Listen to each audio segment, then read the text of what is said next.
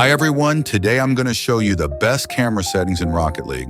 So if you're having trouble with ball control, ranking up, or learning new mechanics, and more, this video is just for you. Alright, so let's get started. Press settings, then go to the camera. Now take a look at what we've got here. I'll go through it point by point, explaining what you should change and why. So number 1, camera shake. You should definitely turn this off because when you hit the ball or something else, your screen will shake, which makes the game much harder and distracting. See for yourself. As you can see, this can be especially distracting for beginner players who are just learning to play. Point 2, field of view. As you can see, I have it set to the maximum, and I think you should too, because it lets you see the largest part of the field. I'll show you how it looks at the lowest setting for comparison.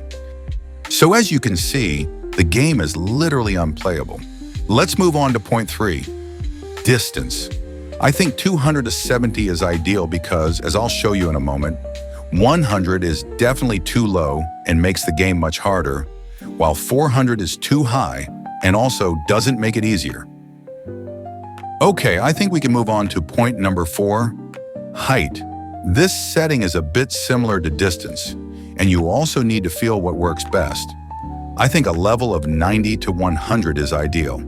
I'll show you why you shouldn't pick the highest or lowest settings. As you can see, the game just feels uncomfortable. So like I said, set it around 90 to 100. Okay, I think we can move on to point number 5, angle. This setting isn't as crucial, but it does affect your comfort while playing. And if you set it correctly, the game will feel a lot easier. So as you can see, setting this to the lowest level isn't the best choice. Now let's look at the highest level.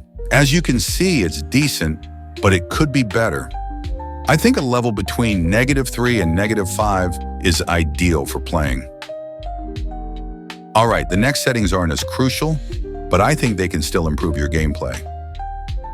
Point number 6, stiffness. You shouldn't set this to the lowest or highest value because the game will look unnatural. Every ball touch and camera movement will feel really weird.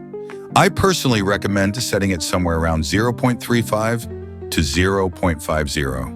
Next, number 7, swivel speed. I don't recommend setting this to the highest value because spinning too fast toward the ball can be distracting. But you also shouldn't set it to the lowest, as it will significantly limit your reaction time. I personally recommend something between 4.50 and 7. Number 8, transition speed, which controls how fast your camera shifts. You definitely shouldn't set this to the highest value, as it can really make gameplay harder, but you also shouldn't set it to the lowest. I personally recommend a level between 1.30 to 1.40. Number 9, demo transition time, which controls how fast your camera changes after respawning.